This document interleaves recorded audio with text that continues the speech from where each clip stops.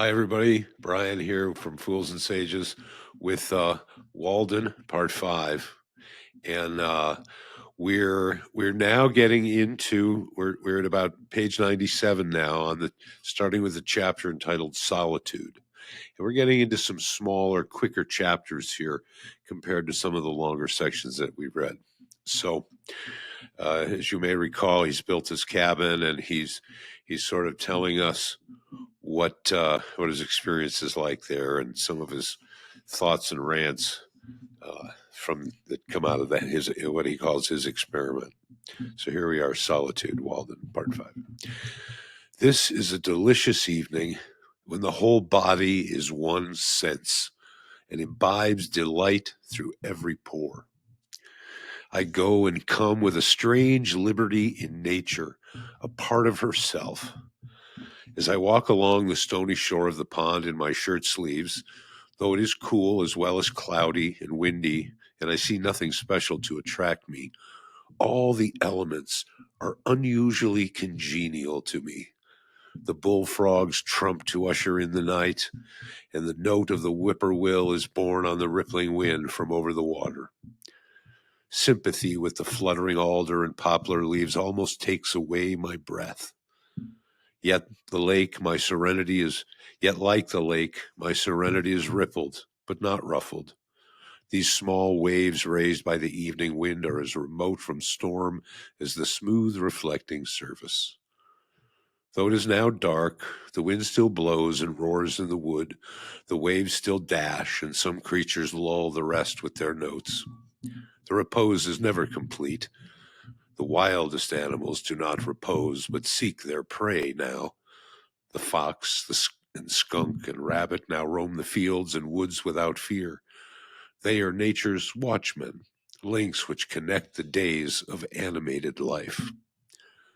When I return to my house, I find that visitors have been there and left their cards, either a bunch of flowers or a wreath of evergreen or a name in pencil on a yellow walnut leaf or a chip.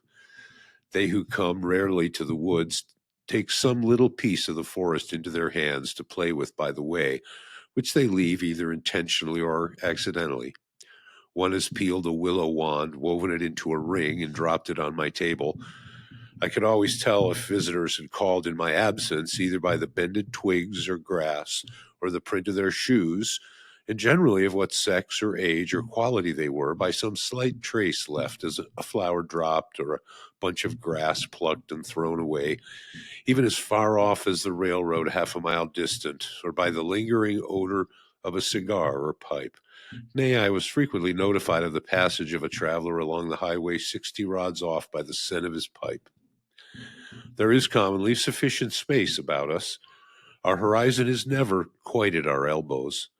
The thick wood is not just at our door nor the pond, but somewhat is always clearing, familiar and worn by us, appropriated and fenced in some way and reclaimed from nature. For what reason have I this vast range and circuit, some square miles of unfrequented forest for my privacy, abandoned to me by men? My nearest neighbor is a mile distant, and no house is visible from any place but the hilltops within a half mile of my own. I have my horizon bounded by woods all to myself, a distant view of the railroad where it touches the pond on the one hand, and of the fence which skirts the woodland road on the other. But for the most part, it is as solitary where I live as on the prairies. It is as much Asia or Africa as New England. I have, as it were, my own sun and moon and stars and a little world all to myself. At night, there was never a traveler passed my house or knocked at my door more than if I were the first or last man, unless it were in the spring, when at long intervals some came from the village to fish for pouts. They plainly fished much more in the Walden pond of their own natures, and baited their hooks with darkness, but they soon retreated, usually with light baskets, and left, quote, the world to darkness and to me, unquote. And the black kernel of the night was never profaned by any human neighbor. I believe that men are generally still a little afraid of the dark, though the witches are all hung and Christianity and candles have been introduced. Yet I experience sometimes that the most sweet and tender, the most innocent and encouraging society may be found in any natural object, even for the poor misanthrope and most melancholy man. There can be no very black melancholy to him who lives in the midst of nature and has his senses still. There was never yet such a storm, but it was aeolian music to a healthy and innocent ear. Nothing can rightly compel a simple and brave man to a vulgar sadness. While I enjoy the friendship of the seasons, I trust that nothing can make life a burden to me. The gentle rain which waters my beans and keeps me in the house today is not drear and melancholy, but good for me too. Though it prevents my hoeing them, it is of far more worth than my hoeing. If it should continue as so long as to cause the seeds to rot in the ground and destroy the potatoes in the lowlands, it would still be good for the grass on the uplands, and being good for the grass, it would be good for me.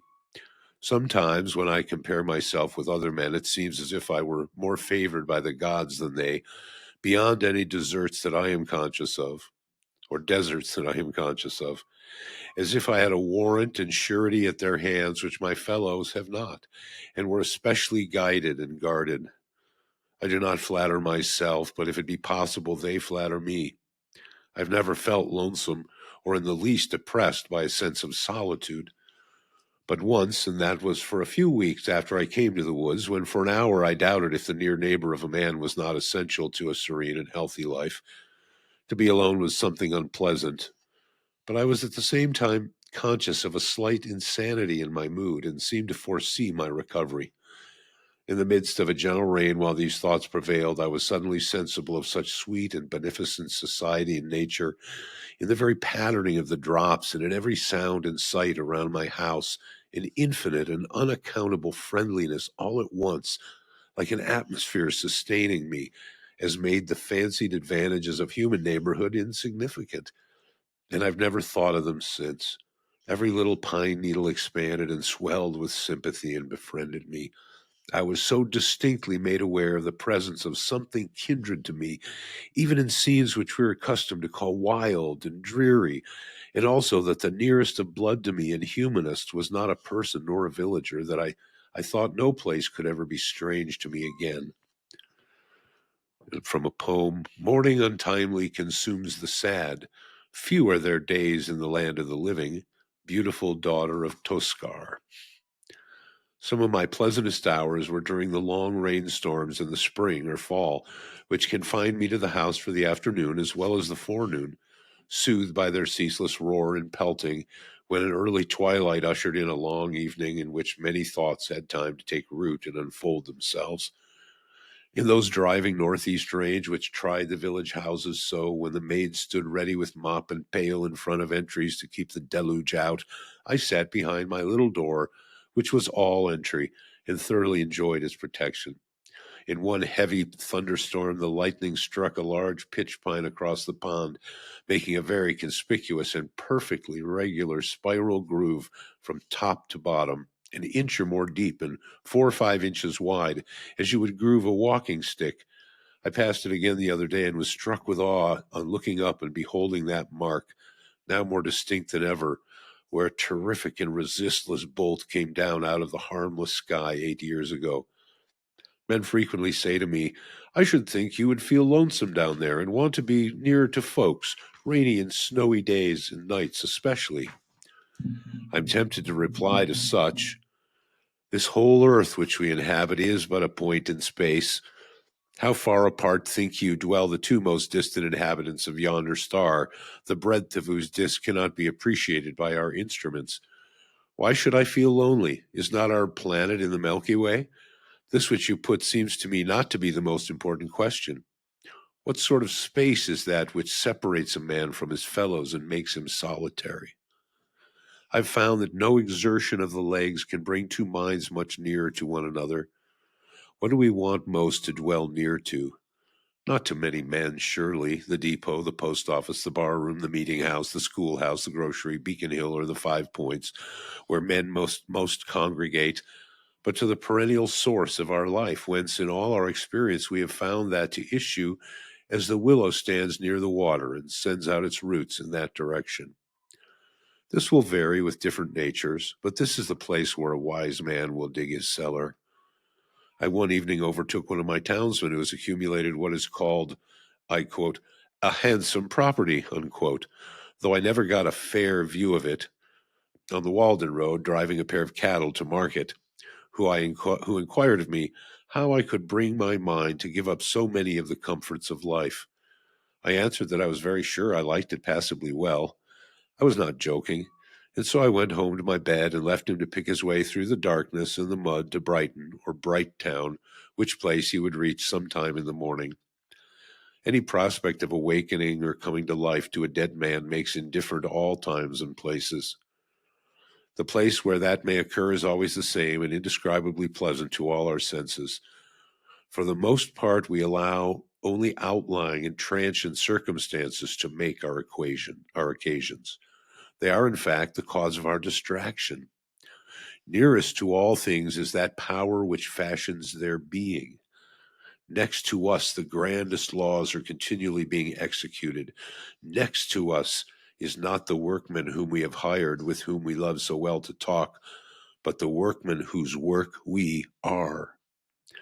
How, quote, how vast and profound is the influence of the subtle powers of heaven and of earth, unquote. Quote, we seek to perceive them and we do not see them. We seek to hear them and we do not hear them. Identified with the substance of things, they cannot be separated from them, unquote.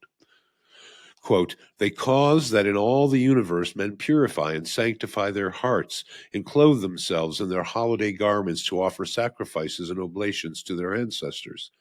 It is an ocean of subtle intelligences. They are everywhere, above us, on our left, on our right. They environ us on all sides, unquote.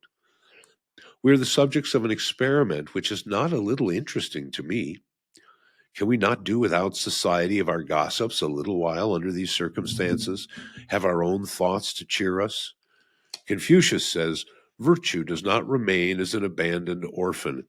It must of necessity have neighbors. We think we may be beside ourselves in a sane sense.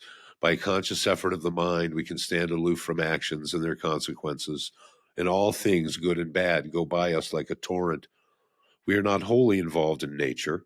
I may be either the driftwood in the stream or Indra in the sky looking down on it. I may be affected by a theatrical exhibition. On the other hand, I may not be affected by an actual event which appears to concern me much more. I only know myself as a human entity, the scene, so to speak, of thoughts and affections, and am sensible to certain doubleness by which I can stand as remote from myself as from another. However intense my experience, I am conscious of the presence and criticism of a part of me, which, as it were, is not a part of me, but spectator, sharing no experience, but taking note of it. And that is no more I than it is you. When the play may be the tragedy of life is over, when the play, it may be the tragedy of life is over, the spectator goes his way. It was a kind of fiction, a work of the imagination only, so far as he was concerned. This doubleness may easily make us poor neighbors and friends sometimes. I find it wholesome to be alone the greater part of the time. To be in company even with the best is soon wearisome and dissipating. I love to be alone. I never found the companion that was so companionable as solitude. We are, for the most part, more lonely when we go abroad among men than when we stay in our chambers. A man thinking or working is always alone, let him be where he will. Solitude is not measured by the miles of space that intervene between a man and his fellows. The really diligent student in one of the crowded hives of Cambridge College is as solitary as a dervish in the desert. The farmer can work alone in the fields or the woods all day, hoeing or chopping, and not feel lonesome because he is employed. But when he comes home at night, he cannot sit down in a room alone at the mercy of his thoughts, but must be where he can see the folks and recreate and, as he thinks, remunerate himself for his day's solitude. And hence he wonders how the student can sit alone in the house all night and most of the day without ennui and the blues. But he does not realize that the student, though in the house, is still at work in his field and chopping in his woods, as the farmer in his, and in turn seeks the same recreation in society that the latter does, though it may be a more condensed form of it. Society is commonly too cheap. We meet at very short intervals, not having had time to acquire any new value for each other. We meet at meals 3 times a day and give each other a new taste of that old musty cheese that we are. We have had to agree on a certain set of rules called etiquette and politeness to make this frequent meeting tolerable, and that we need not come to open war. We meet at the post office and at the sociable and about the fireside every night. We live thick and are in each other's way and stumble over one another. And I think that thus we lose some respect for one another. Certainly less frequency would suffice for all important and hearty communications. Consider the girls in a factory, never alone, hardly in their dreams. It would be better if there were but one inhabitant a square mile, as where I live. The value of a man is not in his skin that we should touch him. I've heard that a man lost in the woods and dying of famine and exhaustion at the foot of a tree, whose loneliness was relieved by the grotesque visions with which, owing to bodily weakness, his diseased imagination surrounded him, and which he believed to be real. So also, owing to bodily and mental health and strength, we may be continually cheered by a like but more normal and natural society, and come to know that we are never alone. I have a great deal of company in my house, especially in the morning when nobody calls. Let me suggest a few comparisons that someone may convey an idea of my situation. I'm no more lonely than the loon in the pond that laughs so loud, or than Walden Pond itself. What company has that lonely lake, I pray? And yet it has not the blue devils, but the blue angels in it, in the azure tint of its waters. The sun is alone, except in thick weather, when there sometimes appear to be two, but one is a mock sun. God is alone, but the devil, he is far from being alone. He sees a great deal of company. He is legion. I am no more lonely than a single mullen or dandelion in a pasture, or a bean leaf, or sorrel, or a horsefly, or a bumblebee. I am no more lonely than the millbrook, or a weathercock, or the north star, or the south wind, or an April shower, or a January thaw, or the first spider in a new house. I have occasional visits in the long winter evenings when the snow falls fast and the wind howls in the wood from an old settler and original proprietor who is reported to have dug Walden Pond and stoned it and fringed it with pine woods, who tells me stories of old time and of new eternity, and between us we manage to pass a cheerful evening with social mirth and pleasant view of things, even without apples or cider. A most wise and a humorous friend, whom I love much, who keeps himself more secret than ever did Joph or Whaley, and though he is thought to be dead, none can show where he is buried.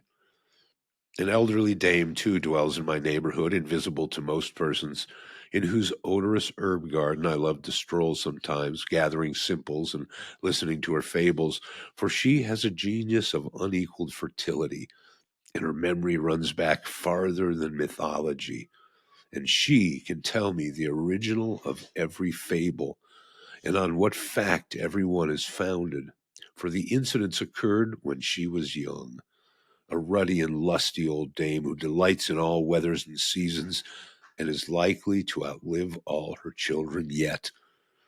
The indescribable innocence and beneficence of nature, of sun and wind and rain, of summer and winter, such health, such cheer they afford forever, and such sympathy ever such a sympathy have they ever with our race, that all nature would be affected, and the sun's brightness fade, and the winds would sigh humanely, and the clouds rain tears, and the woods shed their leaves and put on mourning in midsummer, if any man should ever for a just cause grieve.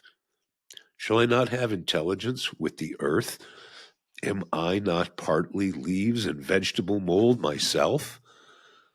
What is the pill which will keep us well, serene, and contented? Not my or thy great-grandfathers, but our great-grandmothers, nature's universal vegetable botanic medicines, by which she has kept herself young always, outlived so many old pars in her day, and fed her health with their decaying fatness. for my panacea instead of one of those quack vials of a mixture dipped from Acheron in the Dead Sea, which come out of those long, shallow, black schooner-looking wagons which we sometimes see made to carry bottles. Let me have a draught of undiluted morning air. Morning air! If men will not drink of this at the fountainhead of the day, why then we must even bottle up some and sell it in the shops for the benefit of those who have lost their subscription ticket to morning time in this world. But remember, it will not keep quite till noonday, even in the coolest cellar, but drive out the stopples long ere that, and follow westward the steps of Aurora. I am no worshipper of Hygeia, who was the daughter of that old herb doctor Aesculapius, and who is represented on monuments holding a serpent in one hand, and in the other a cup out of which the serpent sometimes drinks, but rather of Hebe, cupbearer to Jupiter, who was the daughter of Juno and wild lettuce, and who had the power of restoring gods and men to the vigor of youth. She was probably the only thoroughly sound-conditioned, healthy, and robust young lady that ever walked the globe, and wherever she came, it was spring. The next chapter, visitors.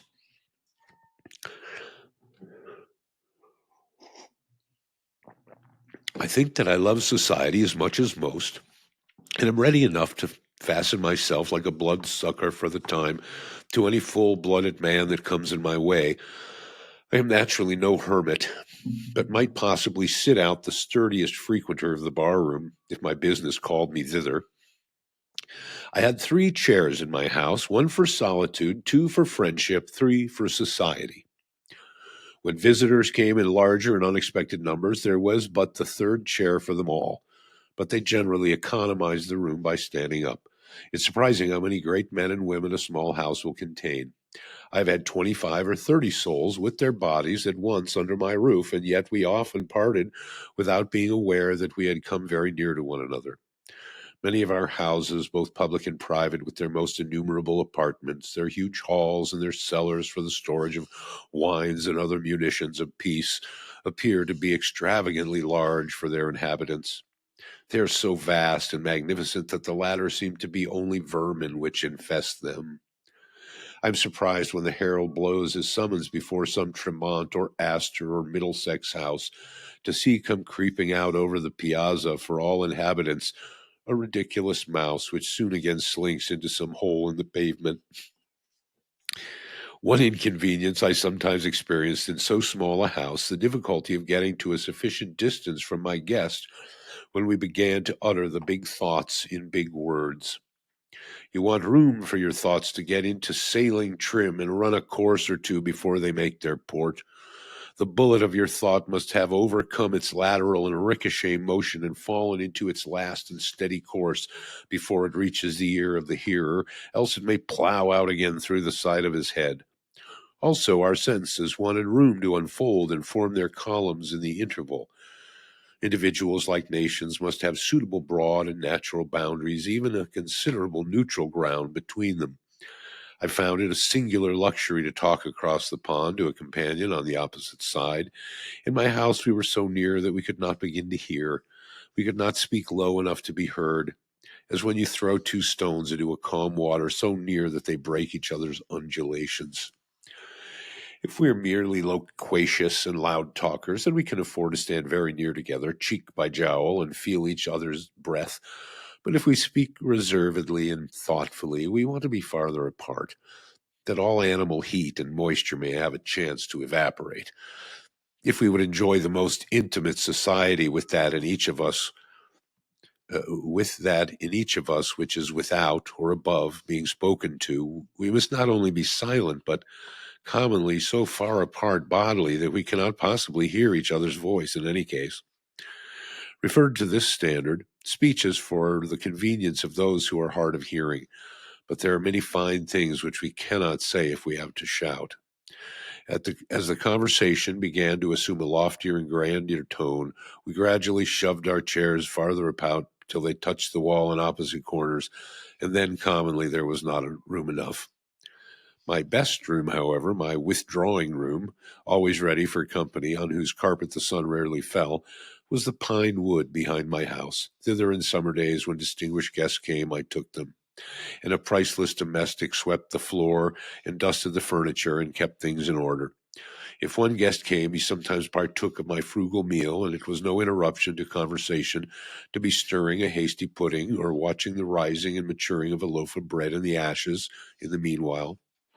But if 20 came and sat in my house, there was nothing said about dinner, though there might be bread enough for two, more than if eating were a forsaken habit. But we naturally practiced abstinence, and this was never felt to be an offense against hospitality, but the most proper and considerate course. The waste and decay of physical life, which so often needs repair, seemed miraculously retarded in such a case, and the vital vigor stood its ground. I could entertain thus 1,000 as well as 20, and if any ever went away disappointed or hungry from my house when they found me at home, they may depend on it that I sympathized with them at least. So easy is it, though many housekeepers doubt it, to establish new and better customs in the place of the old. You need not rest your reputation on the dinners you give. For my own part, I was never so effectually deterred from frequenting a man's house by any kind of Cerberus whatever. The Cerberus, the six-headed dog or whatever that was, three-headed dog, as by the parade of one made about dining me, which I took to be very polite and roundabout hint never to trouble him so again. I think I shall never revisit those scenes. I should be proud to have for the motto of my cabin those lines of Spenser, which one of my visitors inscribed on a yellow walnut leaf for a card. Arrived there, the little house they fill, they look for entertainment where none was. Rest is their feast, and all things at their will. The noblest mind the best contentment has. When Winslow, afterward governor of the Plymouth colony, went with a companion on a visit of ceremony to Massasoit, on foot through the woods, and arrived tired and hungry at his lodge, they were well received by the king, but nothing was said about eating that day. When the night arrived, to quote their own words, he laid us on the bed with himself and his wife, and they at the one end and we at the other, it being only planks laid a foot from the ground, and a thin mat upon them. Two more of his chief men, for want of room, pressed by and upon us, so that we were worse weary of our lodging than our journey. At 1 o'clock the next day, Massasoit brought two fishes that he had shot, about thrice as big as a bream. These being boiled, there were at least 40 looked for a share in them, the most eat of them.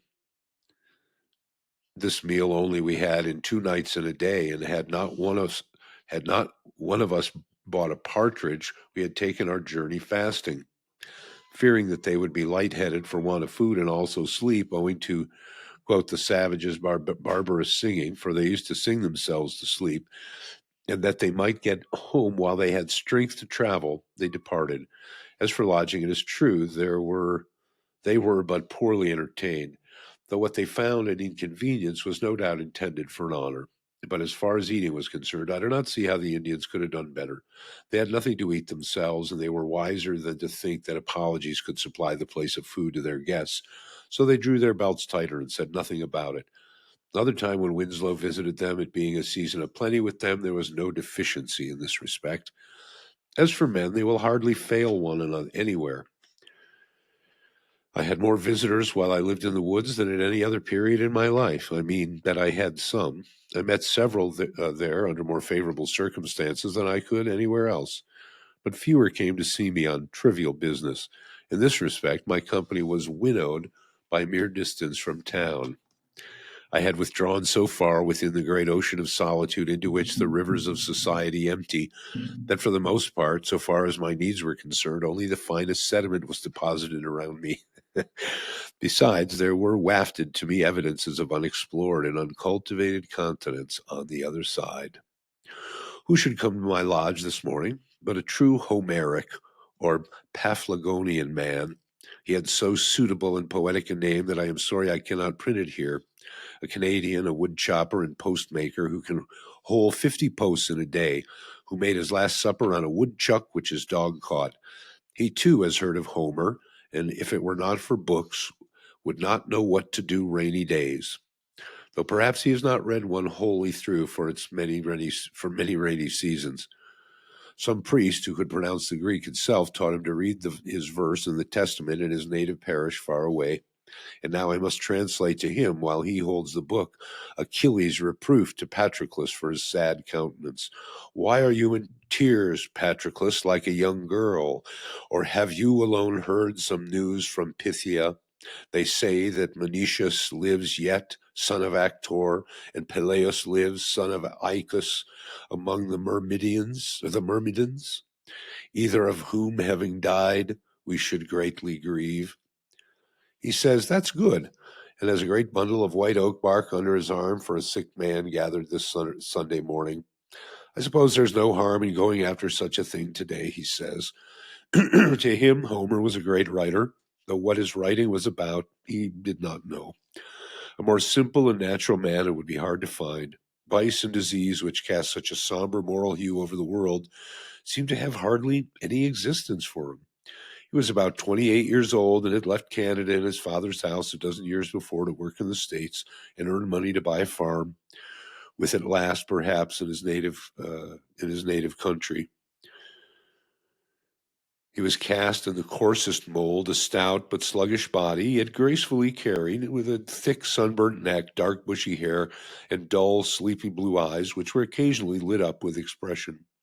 He wore a flat gray cloth cap, a dingy wool-colored greatcoat, and cowhide boots. He was a great consumer of meat, usually carrying his dinner to his work a couple of miles past my house, for he chopped all summer in a tin pail, cold meats, often cold woodchucks, and coffee in a stone bottle which dangled by a string from his belt, and sometimes he offered me a drink. He came along early, crossing my bean field, though without anxiety or haste to get to his work, such as Yankees exhibit. He wasn't going to hurt himself. He didn't care if he only earned his board. Frequently, he would leave his dinner in the bushes when his dog had caught a woodchuck by the way and go back a mile and a half to dress it and leave it in the cellar of the house where he boarded, after deliberating first for half an hour whether he could not sink it in the pond safely till nightfall. Loving to dwell long upon these themes, he would say as he went by in the morning, how thick the pigeons are. If working every day were not my trade, I could get all the meat I should want by hunting pigeons, woodchucks, rabbits, partridges. By gosh, I could get all I should want for a week and one day. He was a skillful chopper and indulged in some flourishes and ornaments in his art. He cut his trees level and close to the ground, that the sprouts which came up afterwards might be more vigorous and a sled might slide over the stumps.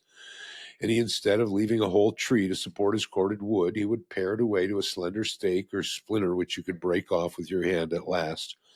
He interested me because he was so quiet and solitary and so happy withal, a well of good humor and contentment which overflowed at his eyes. His mirth was without alloy. Sometimes I saw him at his work in the woods felling trees, and he would greet me with a laugh of inexpressible satisfaction and a salutation in Canadian French, though he spoke English as well. When I approached him, he would suspend his work and with half-suppressed mirth lie along the trunk of a pine which he had felled, and peeling off the inner bark, roll it up into a ball and chew it while he laughed and talked. Such an exuberance of animal spirits had he that he sometimes tumbled down and rolled on the ground with laughter at anything which made him think and tickled him. Looking round upon the trees, he would exclaim, by George, I can enjoy myself well enough here chopping. I want no better sport. Sometimes, when at leisure, he amused himself all day in the woods with a pocket pistol, firing salutes to himself at regular intervals as he walked. In the winter, he had a fire by which, at noon, he warmed his coffee in a kettle, and as he sat on a log to eat his dinner, the chickadees would sometimes come round and alight on his arm and peck at the potato in his fingers, and he said that he, quote, liked to have the little fellers about him, unquote. In him, the animal man chiefly was developed. In physical endurance and contentment, he was cousin to the pine and the rock. I asked him once if he was not sometimes tired at night after working all day, and he answered with a sincere and serious look, Gorofit, I never was tired in my life. But the intellectual and what is called spiritual man in him were slumbering as in an infant. He had been instructed only in that innocent and ineffectual way in which the Catholic priests teach the aborigines, by which the pupil is never educated to the degree of consciousness, but only to the degree of trust and reverence, and a child is not made a man, but kept a child. When nature made him, she gave him a strong body and contentment for his portion, and propped him on every side with reverence and reliance, that he might live out his 60 years and 10 a child. He was so genuine and unsophisticated that no introduction would serve to introduce him, more than if you introduced a woodchuck to your neighbor. He had got to find him out as you did. He would not play any part. Men paid him wages for work and so helped to feed and clothe him, but he never exchanged opinions with them. He was so simply and naturally humble, if he can be called humble who never aspires. That humility was no distinct quality in him, nor could he conceive of it. Wiser men were demigods to him. If you told him that such a one was coming, he did as if he thought that anything so grand would expect nothing of himself, but take all the responsibility on itself, and let him be forgotten still. He never heard the sound of praise. He particularly reverenced the writer and the preacher. Their performances were miracles. When I told him that I wrote considerably, he thought for a long time that it was merely the handwriting which I meant, for he could write a remarkably good hand himself. I sometimes found the name of his native parish handsomely written in the snow by the highway with the proper French accent, and knew that he had passed. I asked him if he ever wished to write his thoughts. He said that he had read and written letters for those who could not, but he had never tried to write thoughts.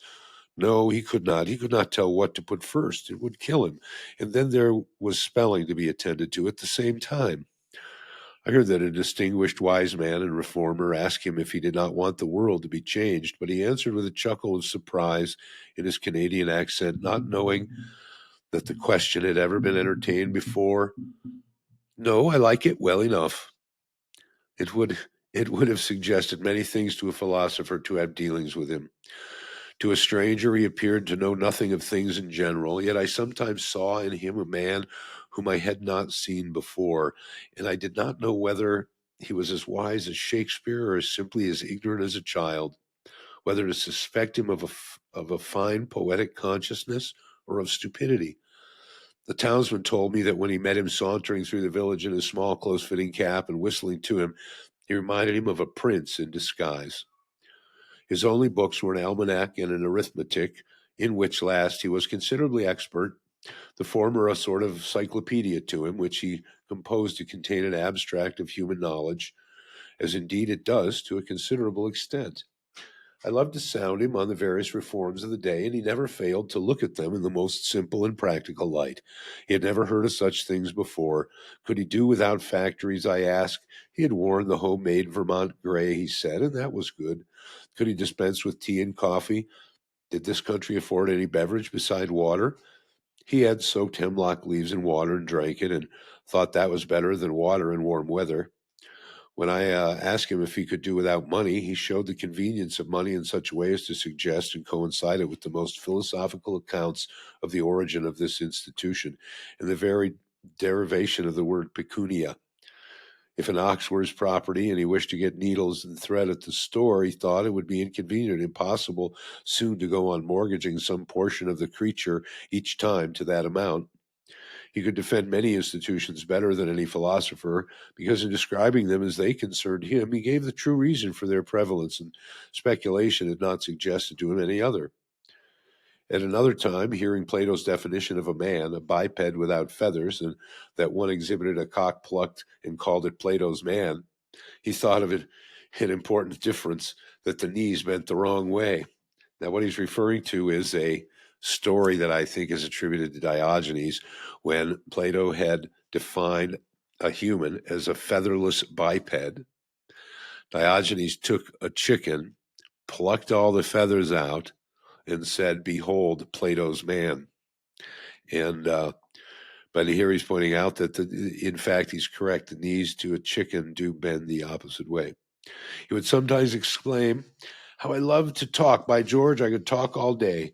I asked him once, when I had not seen him for many months, if he had got a new idea this summer. "Good Lord," he said, "a man that has work to do as I do, if he does not forget the ideas he has had, he'll do well. Maybe the man you hoe with is inclined to race. Then, by glory, your mind must be there. You must think of weeds." He would sometimes ask me first on such occasions if I had made any improvement. One winter day, I asked him if he was always satisfied with himself, wishing to suggest a substitute within him for the priest without, and some higher motive for living. Satisfied, he said. Some men are satisfied with one thing and some with another. One man, perhaps, if he has got enough, will be satisfied to sit all day with his back to the fire and his belly to the table, by George. Yet I never, by any maneuvering, could get him to take the spiritual view of things.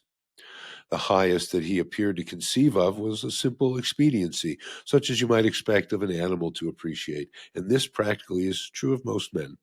If I suggested any improvement in his mode of life, he merely answered, without expressing any regret, that it was too late. Yet he thoroughly believed in honesty and the like virtues.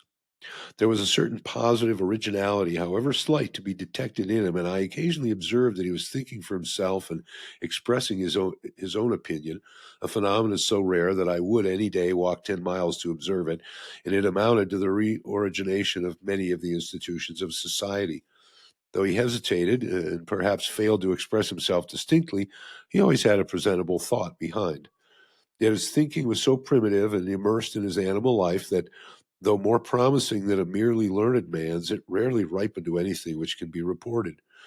He suggested that there might be men of genius in the lowest grades of life, however permanently humble and illiterate, who take their own view always and do not pretend to see at all, who are as bottomless even as Walden Pond was thought to be, though they may be dark and muddy. Many a traveler came out this way to see me in the inside of my house, and as an excuse for calling, asked for a glass of water. I told them that I drank at the pond and pointed thither, offering to lend them a dipper. Far off as I lived, I was not exempted from the annual visitation, which occurs, methinks, about the 1st of April, when everybody is on the move, and I had my share of good luck, though there were some curious specimens among my visitors. Half-witted men from the almshouse and elsewhere came to see me, but I endeavored to make them exercise all the wit they had and make their confessions to me, in such cases making wit the theme of our conversation, and so was compensated. Indeed, I found some of them to be wiser than the so-called overseers of the poor and select men of the town, and thought it was time that the tables were turned. With respect to wit, I learned that there was not much difference between the half and the whole. One day in particular, an inoffensive, simple-minded pauper, with whom others I had often seen used as fencing stuff, standing or sitting on a bushel in the fields to keep cattle, and himself from straying, he visited me and expressed a wish to live as I did. He told me with the utmost simplicity and truth, quite superior, or rather inferior, to anything that is called humility, that he was deficient in intellect. These were his words. The Lord had made him so, yet he supposed the Lord cared for him as much as for another. I have always been so, he said. From my childhood, I had never had much mind. I was not like other children. I'm weak in the head. It was the Lord's will, I suppose. And there he was to prove the truth of his words. He was a metaphysical puzzle to me. I've rarely met a fellow man on such promising ground. It was so simple and sincere and so true all that he said, and true enough in proportion as he appeared to humble himself was he exalted. I did not know at first, but it was the result of a wise policy. It seemed that from such a basis of truth and frankness as the poor weak-headed pauper had laid, our intercourse might go forward to something better than the intercourse of sages. I had some guests from those not reckoned commonly among the town's poor, but who should be, who are among the world's poor at any rate, guests who appeal not to your hospitality, but to not to your hospitality, but to your hospitality, who who earnestly wish to be helped and preface their appeal with the information that they are resolved, for one thing, never to help themselves.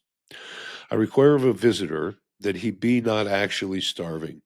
Though he may have the very best appetite in the world, however he got it, objects of charity are not guests, men who did not know when their visit had terminated, though I went about my business again, answering them from greater and greater remoteness. Men of almost every degree of wit called on me in the migrating season, some who had more wits than they knew what to do with.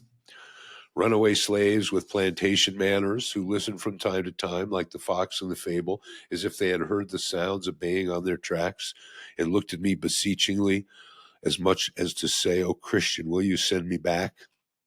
one real runaway slave among the rest whom I helped to forward toward the North Star, men of one idea like a hen with one chicken and that a duckling, men of 1,000 ideas and unkempt heads like those hens which are made to take charge of 100 chickens, all in pursuit of one bug, a score of them lost in every morning's dew, and become frizzled and mangy in consequence. Men of ideas instead of legs, a sort of intellectual centipede that made you crawl all over. One man proposed a book in which visitors should write their names, as at the White Mountains, but alas, I have too good a memory to make that necessary. I could not but notice some of the peculiarities of my visitors. Girls and boys and young women generally seemed glad to be in the woods. They looked in the pond and at the flowers and improved their time. Men of business, even farmers, thought only of solitude and employment, and of the great distance at which I dwelt from something or other. And though they said that they loved to ramble in the woods occasionally, it was obvious that they did not. Restless, committed men whose time was taken up in getting a living or keeping it. Ministers who spoke of God as if they enjoyed a monopoly on the subject, who could not bear all kinds of opinions. Doctors, lawyers, uneasy housekeepers who pried into my cupboard in bed when I was out. How came Mrs. Such and Such to know that my sheets were not as clean as hers? Young men who had ceased to be young and had concluded that it was safest to follow the beaten track of the professions. All these generally said that it was not possible to do so much good in my position. There was the rub. The old and infirm and the timid of whatever age or sex, though most of sickness and sudden accident and death, to them life seemed full of danger. What danger is there if you don't think of any? And they thought that a prudent man would carefully select the safest position, where Dr. D might be at hand on a moment's warning. To them, the village was literally a community, a league for mutual defense. If you would suppose that they would not go a huckleberrying without a medicine chest. The amount of it is, if a man is alive, there is always danger that he may die, though the danger must be allowed to be less in proportion as he is dead and alive to begin with.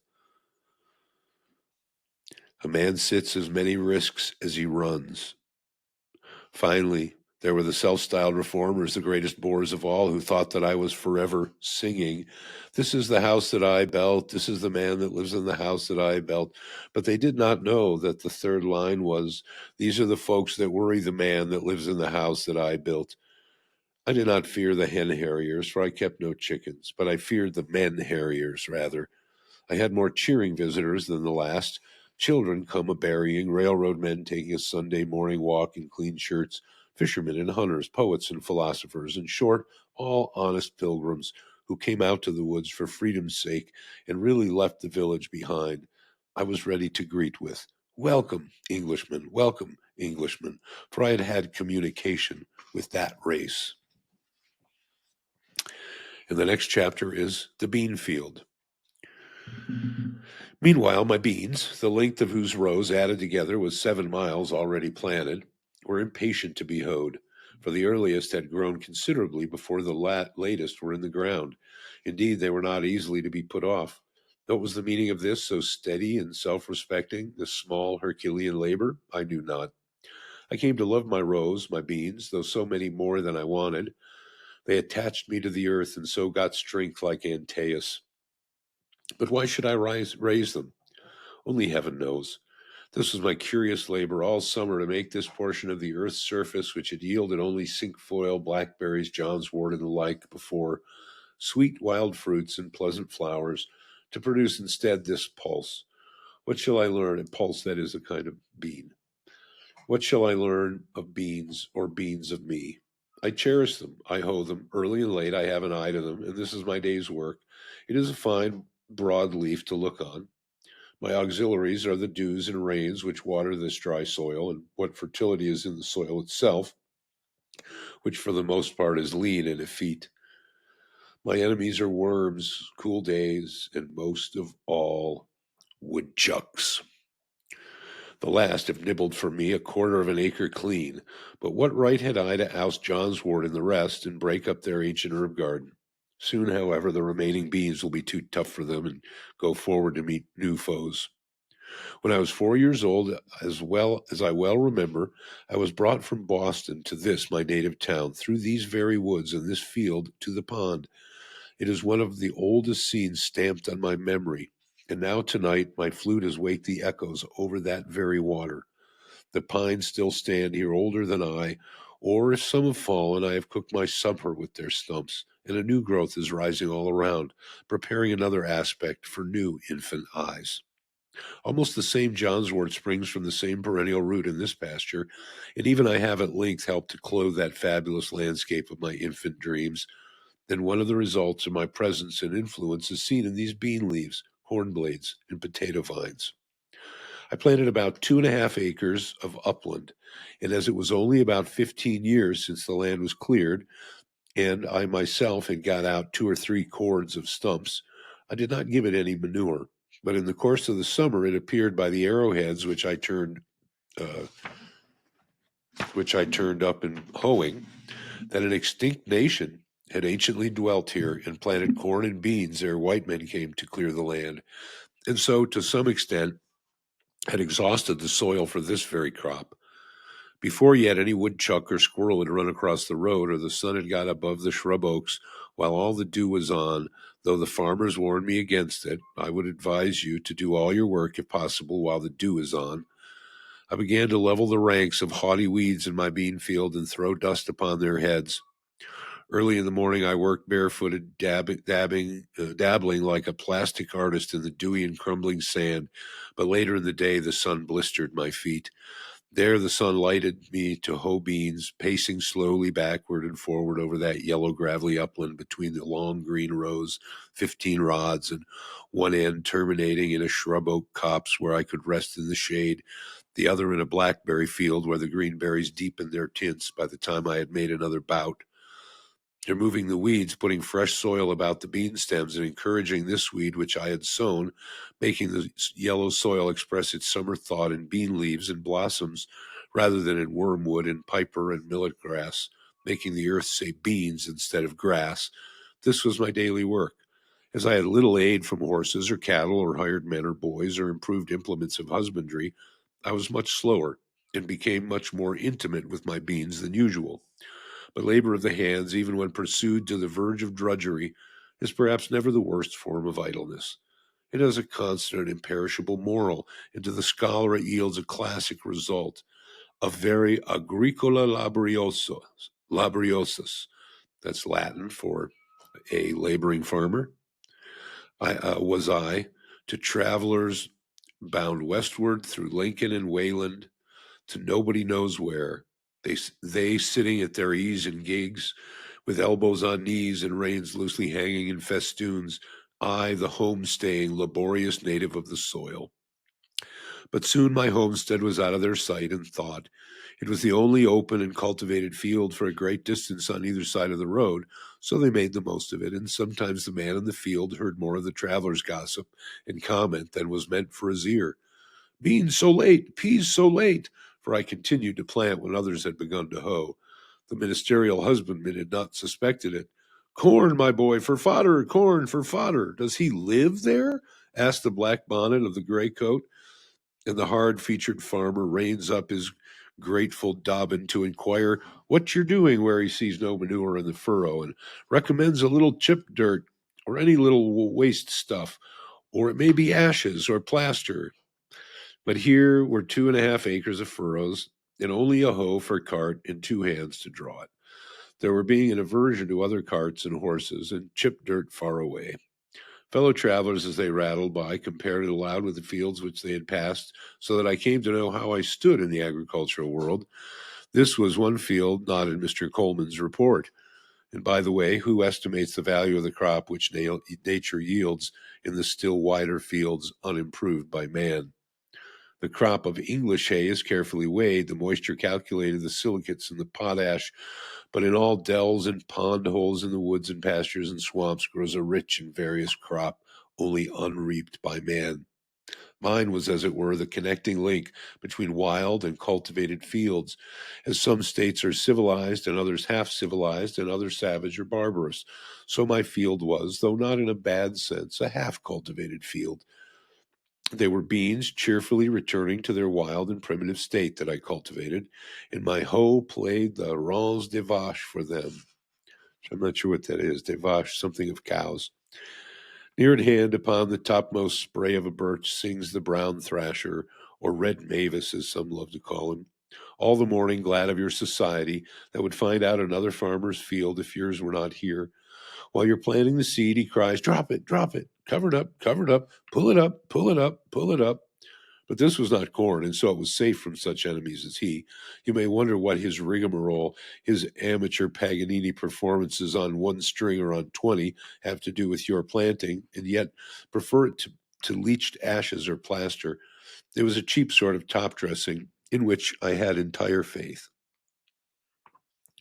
As I drew a still fresher soil about the rows with my hoe, I disturbed the ashes of unchronicled nations who in primeval years lived under these heavens, and their small implements of war and hunting were brought to the light of this modern day.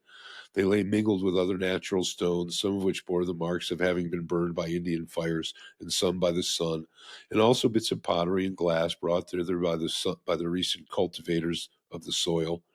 When my hoe tinkled against the stones, that music echoed to the woods and the sky and was an accompaniment to my labor, which yielded an instant and immeasurable crop. It was no longer beans that I hoed, nor I that hoed beans. And I remembered with as much pity as pride, if I remembered at all, my acquaintances who had gone to the city to attend the oratorios. The nighthawks circled overhead in the sunny afternoons, for I sometimes made it a day of it, like a mote in the eye or in heaven's eye, falling from time to time with a swoop and a sound as if the heavens were rent, torn at last to very rags and tatters, and yet a seamless cope remained, small imps that fill the air and lay their eggs on the ground on bare sand or rocks on the tops of hills, where few have found them. Graceful and slender like ripples caught up from the pond, as leaves are raised by the wind to float in the heavens, such kindredship is in nature. The hawk is aerial brother of the wave which he sails over and surveys, those as perfect air inflated wings answering to the elemental unfledged pinions of the sea. Or sometimes I watched a pair of hen hawks circling high in the sky, alternately soaring and descending, approaching and leaving one another as if they were the embodiment of my own thoughts. Or I was attracted by the passage of wild pigeons from this wood to that, with a slight quivering winnowing sound and carrier haste. Or from under a rotten stump, my hoe turned up a sluggish portentous or outlandish spotted salamander, a trace of Egypt and the Nile, yet our contemporary. When I paused to lean on my hoe, these sounds and sights I heard and saw anywhere in the row, a part of the inexhaustible entertainment which the country offers. On gala days, the town fires its great guns, which echo like pop guns to these woods, and some waifs of martial music occasionally penetrate thus far. To me, away there in my bean field at the other end of the town, the big gun sounded as if a puffball had burst. And when there was a military turnout of which I was ignorant, I have sometimes had a vague sense all day of some sort of itching and disease in the horizon, as if some eruption would break out there soon, either scarlatina or canker rash, until at length some more favorable puff of wind making haste over the fields and up the Wayland road brought me information of the trainers.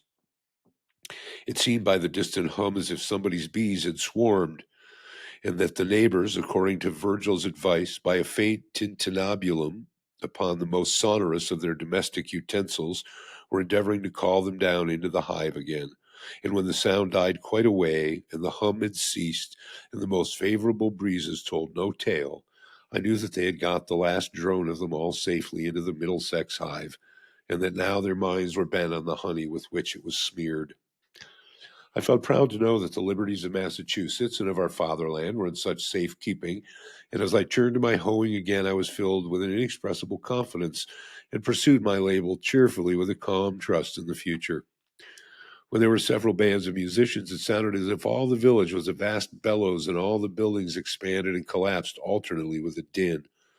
But sometimes it was a really noble and inspiring strain that reached these woods, and the trumpet that sings of fame, and I felt as if I could spit a Mexican with a good relish, for why should we always stand for trifles? and look around for a woodchuck or a skunk to exercise my chivalry upon.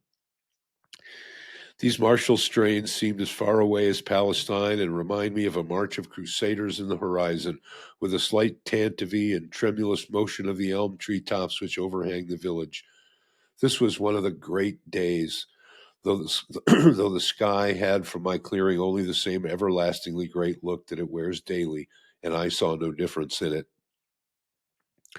It was a singular experience, that long acquaintance which I cultivated with beans, what with planting and hoeing and harvesting and threshing and picking over and selling them. The last was the hardest of all, I might add, eating, for I did taste. I was determined to know beans. When they were growing, I used to hoe from 5 o'clock in the morning till noon, and commonly spent the rest of the day about other affairs. Consider the intimate and curious acquaintance one makes with various kinds of weeds. It will bear some iteration in the account, for there was no little iteration in the labor, disturbing their delicate organization so ruthlessly, and making such invidious distinctions with his hoe, leveling whole ranks of one species and sedulously cultivating another. That's wormwood. That's pigweed. That's sorrel. That's piper grass. Have at him. Chop him up. Turn his roots upward to the sun. Don't let him have a fiber in the shade, or if you do, he'll turn himself to the other side up and be as green as a leek in 2 days. A long war, not with cranes, but with weeds, those Trojans who had sun and rain and dews on their side. Daily the beans saw me come to their rescue armed with a hoe and thin the ranks of their enemies, filling up the trenches with weedy dead. Many a lusty crest, waving Hector that towered a whole foot above his crowding comrades, fell before my weapon and rolled in the dust.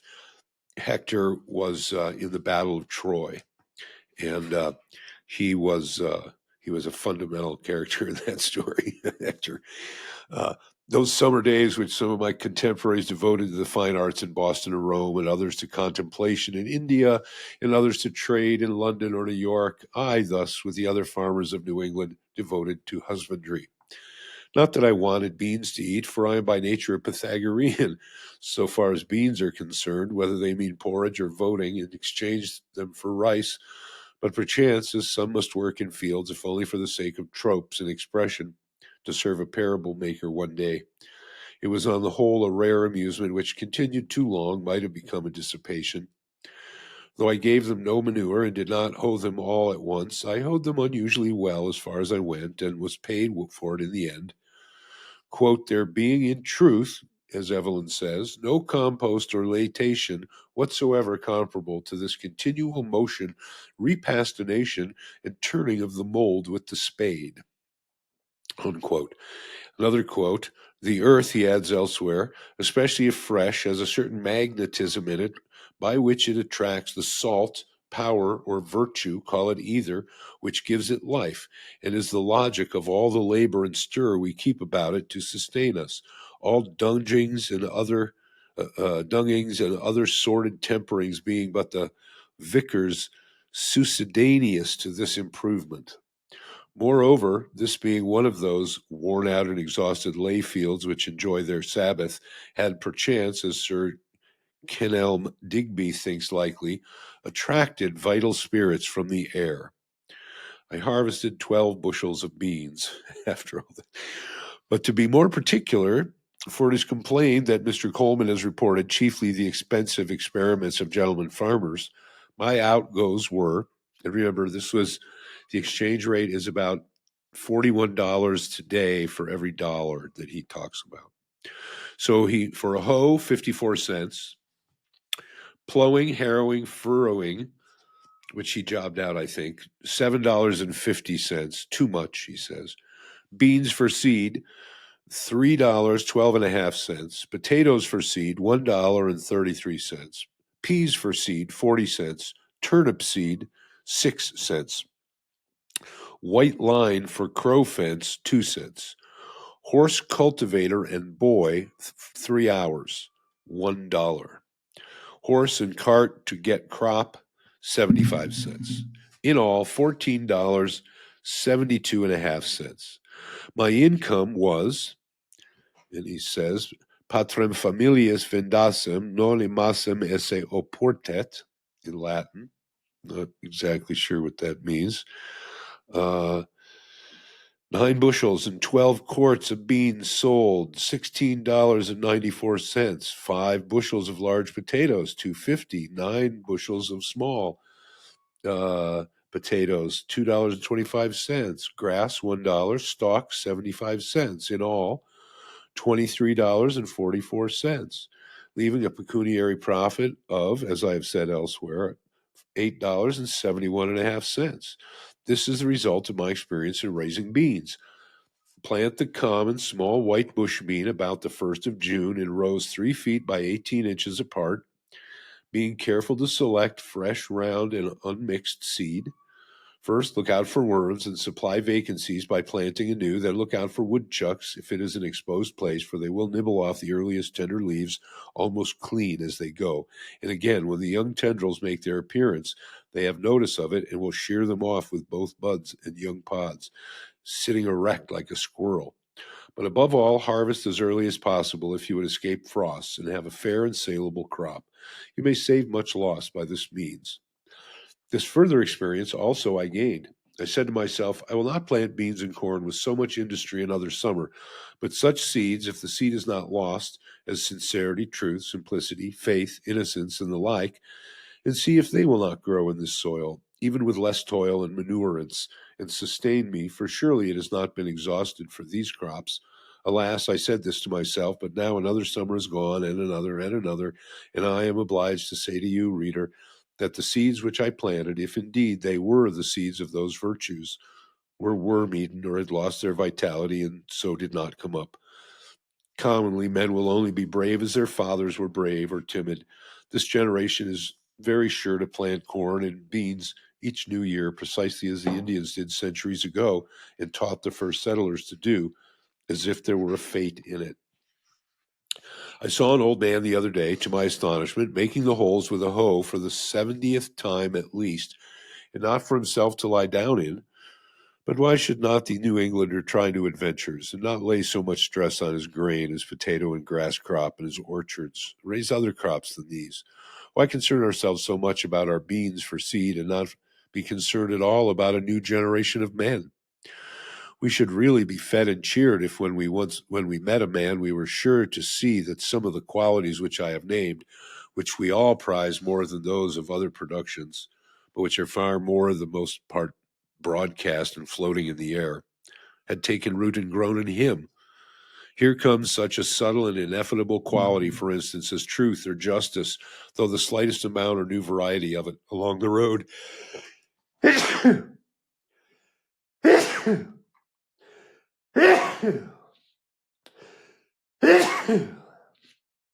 Pardon me. Here comes such a subtle and ineffable quality, for instance, as truth or justice, though the slightest amount or a new variety of it along the road. Our ambassadors should be instructed to send home such seeds as these, and Congress help to distribute them all over the land. We should never stand upon ceremony with sincerity. We should never cheat and insult and banish one another by our meanness, if there were present the kernel of worth and friendliness. We should not meet thus in haste. Most men I do not meet at all, for they seem not to have time. They're busy about their beans. We would not deal with a man thus plodding ever, leaning on a hoe or a spade as a staff between his work, not as a mushroom, but partially risen out of the earth, something more than erect, like swallows alighted and walking on the ground. Quote, and as he spake, his wings would now and then spread, as he meant to fly, then close again, unquote, so that we should suspect that we might be conversing with an angel. Bread may not always nourish us, but it always does us good. It even takes stiffness out of our joints and makes us supple and buoyant when we knew not what ailed us, to recognize any generosity in man or nature, to share any unmixed and heroic joy. Ancient poetry and mythology suggest, at least, that husbandry was once a sacred art, but it is pursued with irreverent haste and heedlessness by us, our object being to have large farms and large crops merely. We have no festival, nor procession, nor ceremony, not excepting our cattle shows and so-called Thanksgivings, by which the farmer expresses a sense of the sacredness of his calling, or is reminded of its sacred origin. It is the premium in the feast which tempt him. He sacrifices not to Ceres and the terrestrial Jove, but to the infernal Plutus rather. So he's talking about Ceres, the Greek god of grains, and terrestrial Jove, like the mother, right? But to the infernal Plutus, which is where we get the word plutocrat, which is to say we plant for wealth and not out of respect for the sacredness of agriculture.